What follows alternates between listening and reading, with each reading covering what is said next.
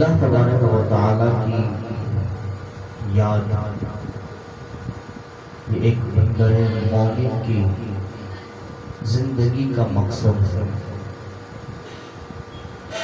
کہ اپنے رب کی یاد میں اپنے شب و روز گزارے،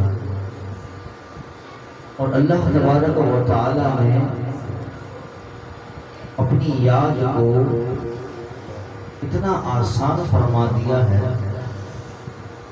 کہ اگر کوئی تصور میں بھی رب تعالیٰ کو یاد کرتا ہے تو وہ ثواب پاتا ہے۔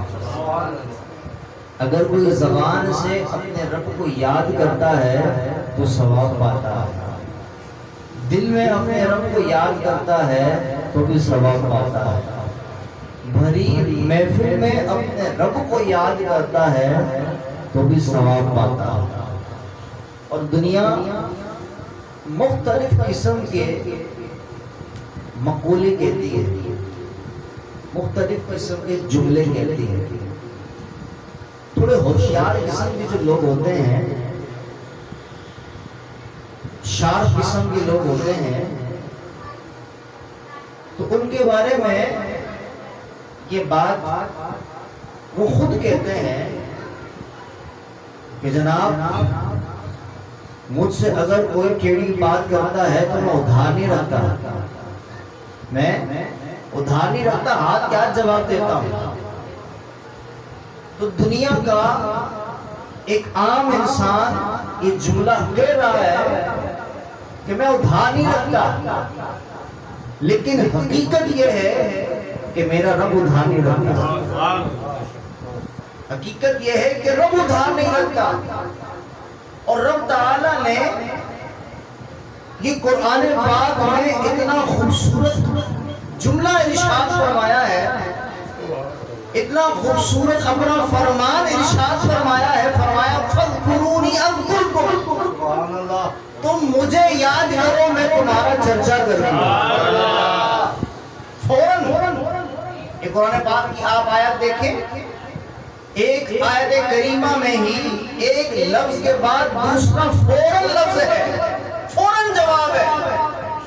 رب تعالیٰ فرما رہا ہے فَاذْكُرُونِی، مجھے یاد کرو میں تمہارا چرچا کروں گا۔ تو رب تبارک و تعالیٰ کو ہم یاد کریں، یہ ہم پر تو لازم ہے۔ ہمارا رب جو ہے ہم اس کو یاد نہ کریں تو کس کو یاد کریں؟ ہم پر تو لازم ہے ہم اپنے رب کو یاد کریں، اور رب تعالیٰ کو یاد کرنے کے بعد، رب تعالیٰ کا ذکر کرنے کے بعد، رب تعالیٰ ہمیں جواب دے نہ دے، کوئی رب تعالیٰ کی ذات پر لازم نہیں ہے۔ رب تعالیٰ کی ذات پر لازم نہیں کہ ہمیں جواب دے، ہمیں اس کا بدلہ دے ہم پر، تو لازم ہے ہم اس کا ذکر کریں، اس کا احسان مانیں، اس کا شکر کریں، لیکن ہم شکر کریں، اس کا ذکر کریں، اس کی یاد کریں، وہ جواب دے ضروری نہیں ہے، لیکن یہ رب تعالیٰ کا کرم ہے، یہ رب تعالیٰ کا کرم ہے کہ رب نے فرمایا مجھے یاد کرو، میرا ذکر کرو، میں تمہیں یاد رکھوں گا، میں تمہارا چرچا کروں گا۔ اور رب تبارک و تعالیٰ نے اپنے ذکر کی اہمیت کو اس شان کے ساتھ اس آیت کریمہ میں سمجھا دیا ہے کہ صرف یہ ایک آیت کریمہ ہی کافی ہے کہ یار میں اپنے رب کو یاد کروں۔ میرا رب تو ویسے ہی اپنے بندوں کو یاد فرمانے والا ہے، لیکن رب تعالیٰ نے اپنے ذکر کو لوگوں کے سامنے اجاگر کرنے کے لیے گویا کہ فرمایا ہے مجھے یاد رکھو گے تو میں تمہیں یاد رکھوں گا۔ تو ایک انسان کے لیے یہی کافی ہے کہ میں اپنے رب کا ذکر کیوں نہ کروں، اللہ اللہ میں کیوں نہ کروں، اپنے رب کو کیوں نہ یاد کروں، کہ یاد کرنے کا رب تعالیٰ ایسا عظیم فائدہ دے رہا ہے کہ میرا رب میرا چرچا فرمائے گا، اور جب رب مجھے یاد رکھے تو پھر مجھ پر مصیبتیں کیسے آئیں گی، پریشانیاں کیسے آئیں گی، مشکلات کیسے آئیں گی، اور اگر آ بھی جائیں تو یہ بھی رب کا کرم ہوگا، کیونکہ رب جانتا ہوگا کہ یہ مشکل میں بھی پریشانی میں بھی مصیبت میں بھی مجھے ہی یاد کرنے والا ہے، سکھ ہو تب بھی اللہ اللہ کرنے والا ہے، پریشان ہو تب بھی اللہ اللہ کرنے والا ہے۔ تو یہ رب تعالیٰ کا کرم ہے کہ رب تبارک و تعالیٰ نے ہمیں اپنے ذکر کی توفیق عطا فرمائی۔ اور اس آیت کریمہ میں یہ تو رب تعالیٰ نے فضیلت بتا دی، اور جو فضیلت ہم چاہتے ہیں، جو فائدہ ہم چاہتے ہیں، وہ فائدہ بھی قرآن نے بیان کیا۔ آج بے سکونی کا ماحول ہے، بے چینی کا، بے قراری کا ماحول ہے، تو یہ کیفیت کیسے دور ہوگی؟ اس کنڈیشن سے ہم باہر کیسے آئیں گے؟ رب تعالیٰ نے فرمایا الا بذکر اللہ تطمئن القلوب، فرمایا سن لو بے چین دلوں کو چین اللہ کا ذکر ہی دیتا ہے۔ جو بے چین دل ہے، بے قرار دل ہے، اگر اس کو سکون ملے گا تو صرف اور صرف رب تعالیٰ کے ذکر سے ملے گا، رب تعالیٰ کی یاد سے ملے گا۔ تو لہذا اللہ تبارک و تعالیٰ کو ہمیشہ ہر دم یاد کرنے کا فائدہ اور بخاری شریف اور مسلم شریف کی حدیث پاک ہے، حضرت ابو ہریرہ رضی اللہ تعالیٰ عنہ بیان فرماتے ہیں کہ حضرت ابو ہریرہ رضی اللہ تعالیٰ عنہ فرمایا کہ پیارے محبوب علیہ السلام ارشاد فرماتے ہیں، بڑی خوبصورت حدیث پاک ہے، چنانچہ پیارے محبوب علیہ السلام نے ارشاد فرمایا کہ رب فرماتا ہے کہ میرا بندہ مجھ سے جیسا گمان رکھتا ہے ویسا پاتا ہے، میرا بندہ مجھ سے جیسا گمان رکھتا ہے ویسا پاتا ہے۔ اور پھر رب تعالیٰ نے ارشاد فرمایا کہ میرا بندہ اگر مجھے تنہائی میں یاد کرتا ہے تو میں اپنی شان کے لائق یاد کرتا ہوں، میں اپنی شان کے لائق یاد کرتا ہوں، اور اگر میرا ذکر میری یاد کو جماعت میں کرتا ہے تو میں اسے اس سے بہتر جماعت یعنی فرشتوں کی جماعت میں یاد کرتا ہوں۔ اور پھر فرمایا کہ اگر میرا بندہ ایک بالش میرے قریب آتا ہے تو میں ایک بازو اس کے ہاتھ قریب آ جاتا ہوں، ایک بالش قریب آتا ہے تو میں ایک بازو اس کے قریب ہو جاتا ہوں، اور اگر میرا کوئی بندہ ایک بازو میرے قریب آتا ہے تو میں دو بازو کے قریب ہو جاتا ہوں۔ فرمایا کہ میرا بندہ مجھ سے چل کر آتا ہے تو میں دوڑ کر آتا ہوں۔ بڑی خوبصورت حدیث پاک ہے، اس کو سوچئے تو صحیح کہ رب فرما رہا ہے کہ جیسا مجھ سے گمان رکھو گے ویسا پاؤ گے۔ آج اگر میں سوال کروں ہم رب تعالیٰ کی ذات کے بارے میں گمان کیسا رکھتے ہیں؟ ہمارا گمان ایسا ہے جب ہم رب سے مانگ رہے ہوتے ہیں تو دل میں یہ وسوسہ آتا ہے دعا پوری ہوگی یا نہیں ہوگی، دل میں یہ شیطان وسوسہ ڈال رہا ہوتا ہے، لیکن رب کیا فرما رہا ہے؟ مجھ سے جیسا گمان رکھو گے ویسا پاؤ گے۔ ہم اس یقین کامل کے ساتھ رب سے مانگے کہ رب سے مانگ رہا ہوں میرا رب پورا فرمائے گا، میرا رب مجھے محروم کرتے ہو نہیں سکتا، تو رب تعالیٰ کے فرمان کے مطابق فائدہ پہنچے گا۔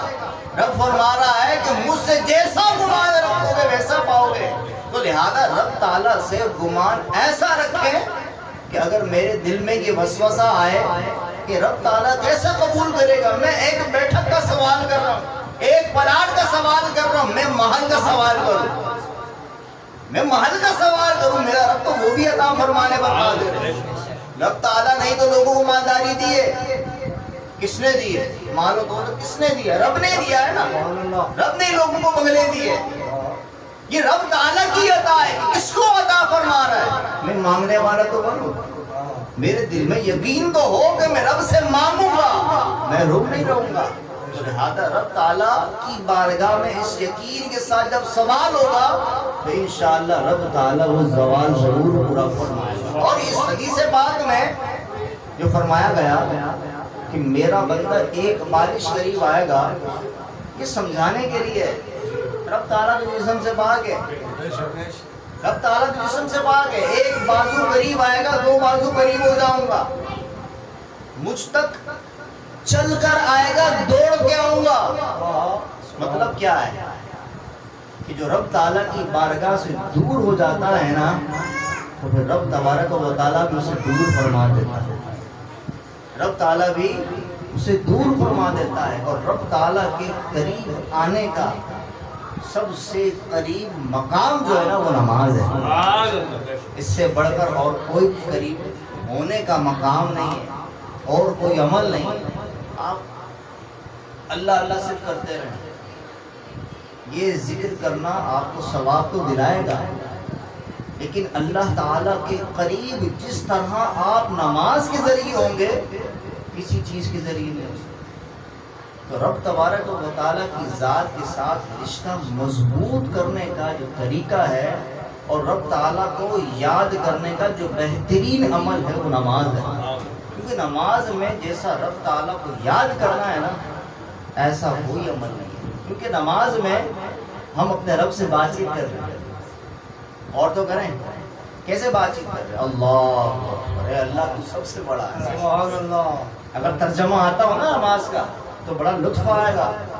اور جو بزرگوں نے فرمایا نا کہ ہمیں رب سے بات کرنی ہوتی ہے تو ہم نماز پڑھتے ہیں، اور جب چاہتے ہیں کہ رب ہم سے بات کرے تو قرآن پڑھتے ہیں، جب ہمیں رب سے بات کرنی ہوتی ہے تو ہم نماز پڑھتے ہیں، اور جب یہ چاہتے ہیں کہ رب تعالیٰ ہم سے گفتگو فرمائے تو ہم قرآن پڑھتے ہیں۔ تو کوئی نماز معمولی چیز نہیں ہے۔